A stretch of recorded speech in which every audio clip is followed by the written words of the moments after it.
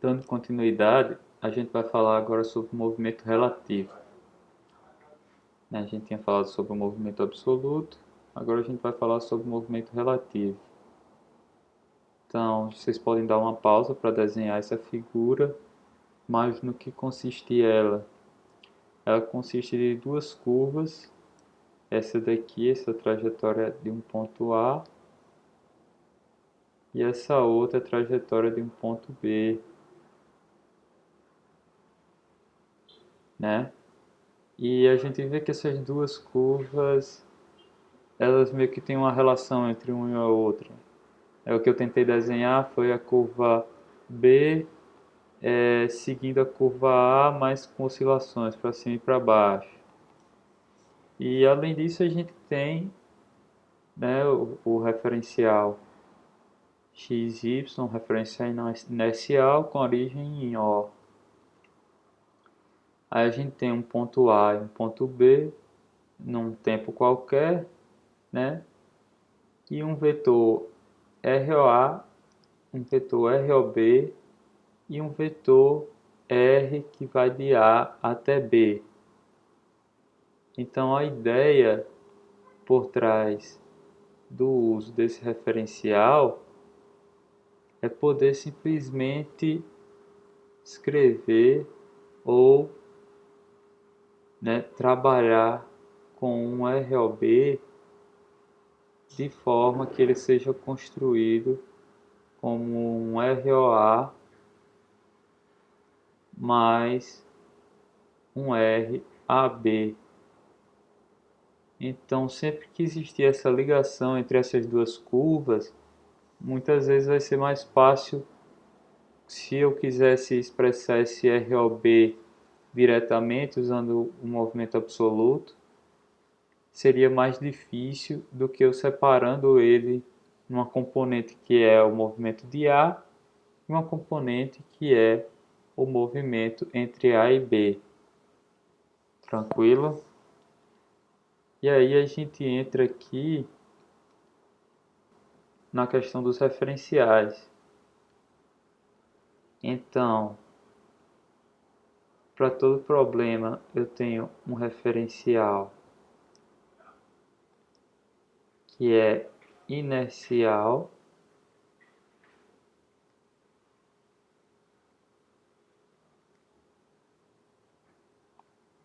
Para qualquer problema ele vai existir. E quais são as características desse referencial? Ele é inerte, como o nome diz, significa que ele fica sempre parado.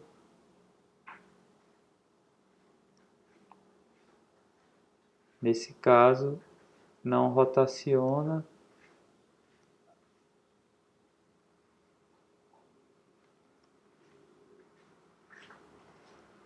nem translaciona.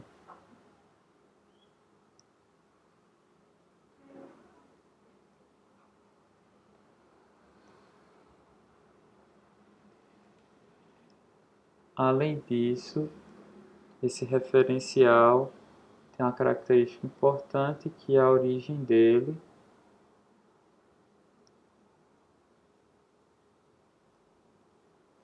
é a mesma ao longo do tempo.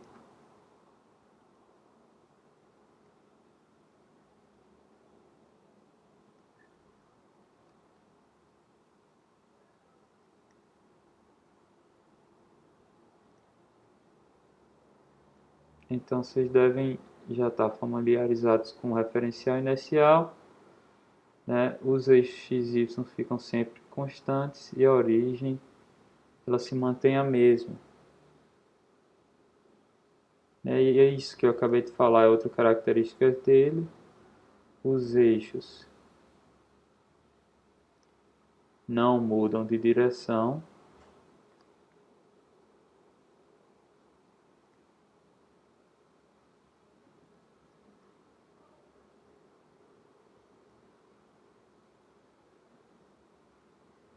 não mudam de direção.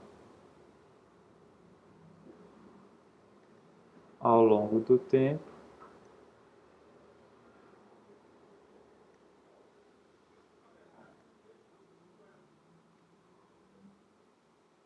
e, por último, outra característica importante desse tipo de referencial é que ele nos dá uma visão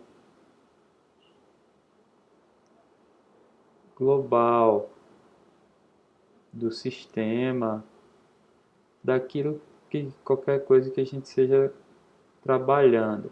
Então, de forma genérica, eu vou colocar aqui que ele nos dá uma visão global do sistema.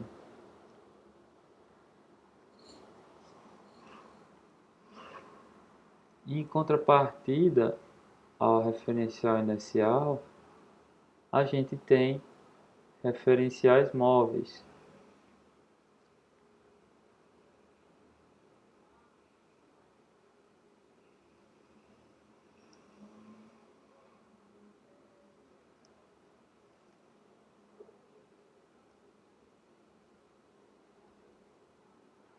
Qual é a ideia desses referenciais móveis?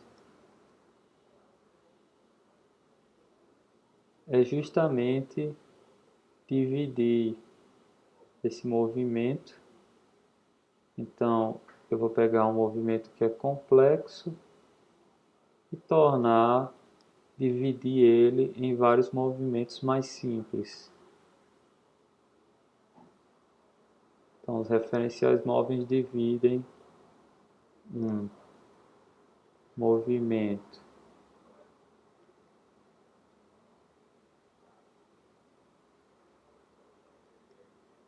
complexo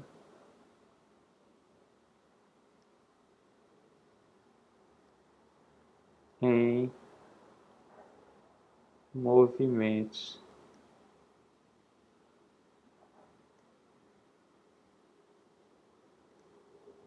simples.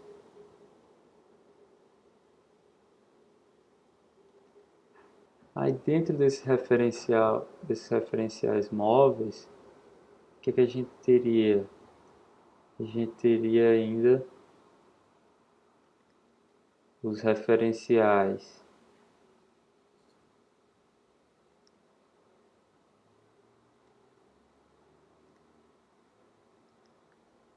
são dois. Eu vou falar primeiro do que eu não vou falar, que não vai ser abordado, que ele já, na anotação que a gente usa, ele já vai estar contido, né, que é o referencial móvel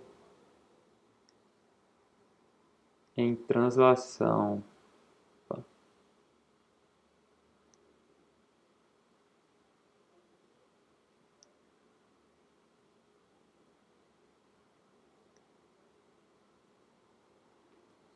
Então, a gente usa esse referencial quando o nosso referencial móvel em si ele não ele tem origem fixa. Nesse caso, o referencial móvel que a gente vai usar, ele vai poder variar a origem dele. Então, o referencial móvel em translação se veria como um, um passo antes. Eu vou explicar mais quando a gente for falar dos referenciais móveis em rotação. Então, se um sistema está sofrendo uma translação e uma rotação, eu posso dividir isso como sendo um referencial móvel em translação e um segundo em rotação, de forma que o de rotação fique sempre com sua origem fixa. Ou então, eu acho mais simples dividir entre só um movimento de um referencial móvel de translação, né? E nesse caso, ou de rotação, e nesse caso, o referencial móvel de rotação iria ter aí sua origem não fixa. Mas esse caso aqui não iremos abordar. Mas lembrando que a gente não vai abordar porque a gente vai abordar o referencial móvel em rotação de forma que ele seja mais completo, né? De forma que o próprio referencial móvel em translação já esteja contido dentro dele. Em seguida, a gente vai falar dos referenciais que a gente vai realmente usar, que é o referencial móvel em rotação.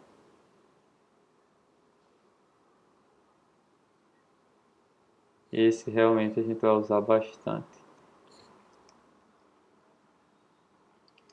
Quais são as particularidades do referencial móvel em rotação?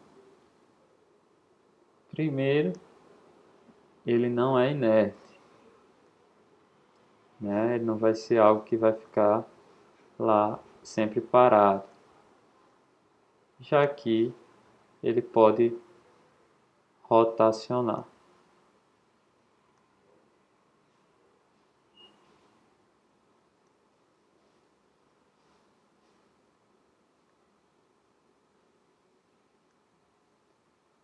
Segundo, que a origem dele, como a gente viu não, né? Como eu comentei, pode mudar ao longo do tempo.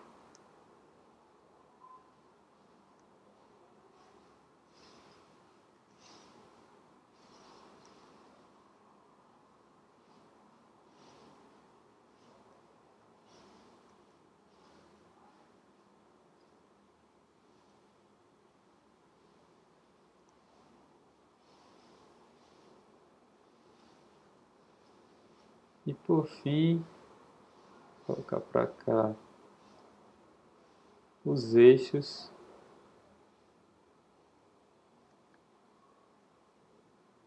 mudam de direção. Não é igual ao referencial inercial, nem o próprio referencial móvel em translação, que nele os eixos não mudam de direção. Então, no referencial móvel em rotação, os eixos mudam de direção se o referencial rotacionar.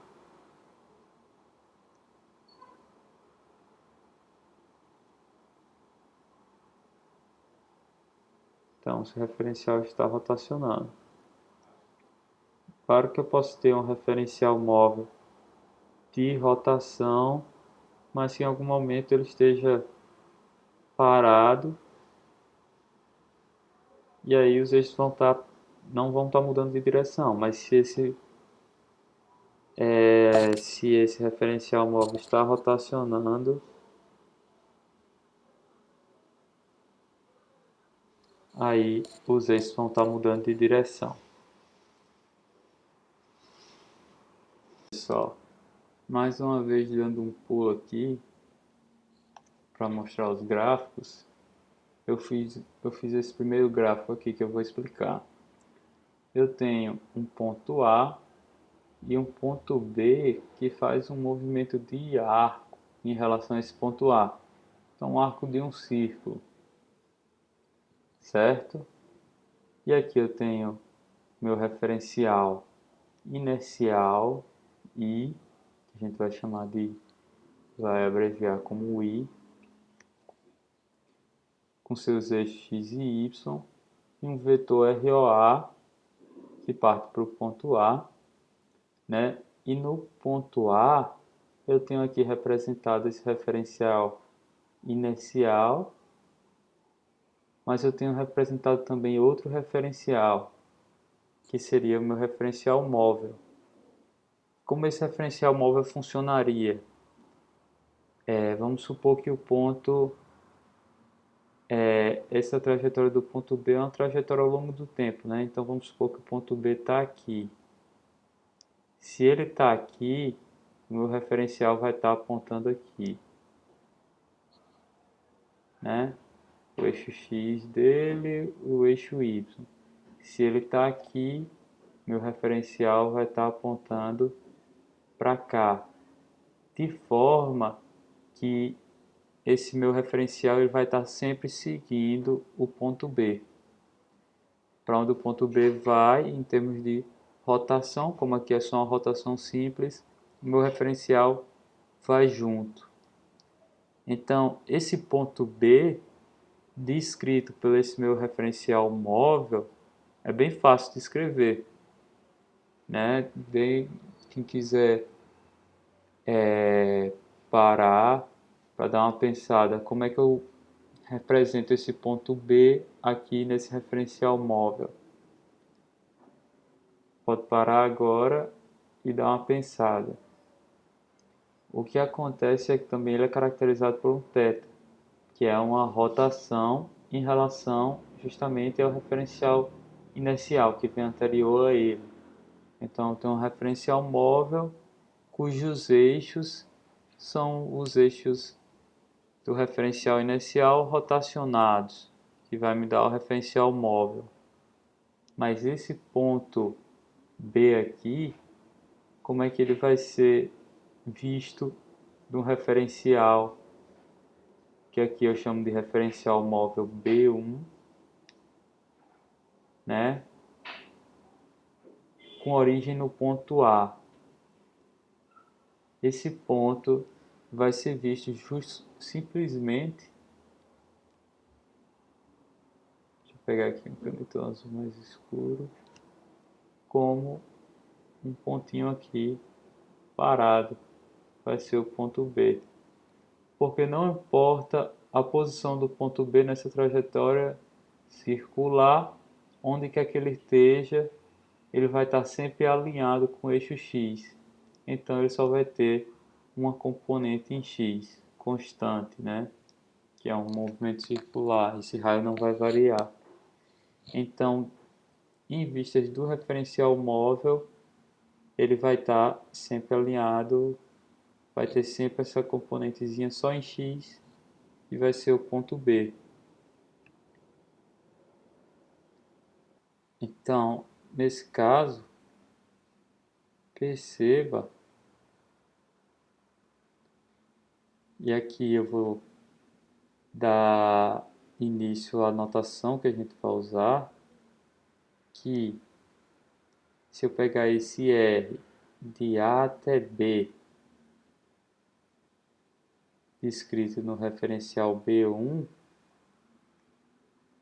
ele vai ser uma quantidadezinha L, supondo que L é esse comprimento aqui, e 1, na direção I1, mais 0 na direção J1. Beleza? E além disso,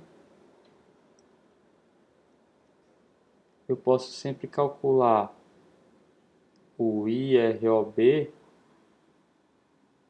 né, por esse método do movimento relativo, sendo o IROA, que aí já está o I descrito, o I para indicar que eu estou usando esse vetor no referencial inercial, mais um IRAB.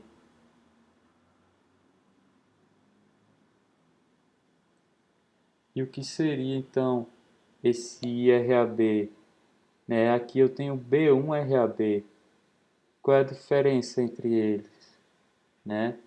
O IRAB seria esse mesmo vetor aqui. Deixa eu botar a canetinha.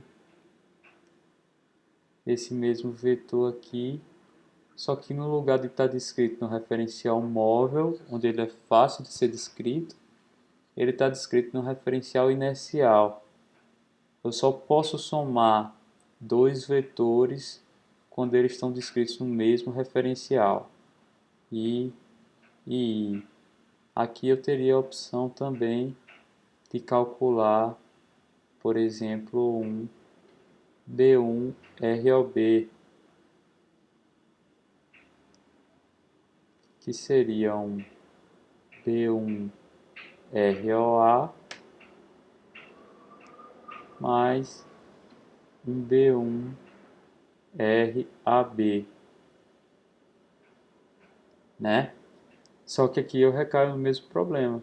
Esse IROA aqui no inicial, suponho que eu conheça ele, mas no referencial móvel que está rotacionando junto com o ponto B, esse IROA vai estar mudando, porque ó, uma hora esse eixo tá assim. Opa, pode ser que ele esteja alinhado com o IROA, mas outra hora esse eixo pode estar assim. Então as componentes do B1ROA vão estar sempre mudando porque a direção de x1 e y1 vão estar sempre mudando também. Então, para descrever esse B1ROB, eu tenho que saber como eu transformo um vetor que está num referencial móvel para o inercial, ou então de forma mais geral, como é que eu passo um vetor de um referencial para outro. E aí é que a gente vai entrar na parte de matriz de rotação. Então fica a pergunta, como podemos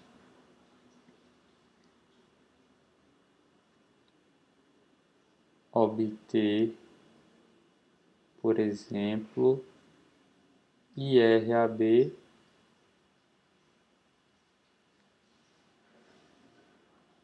a partir de B1 RAB.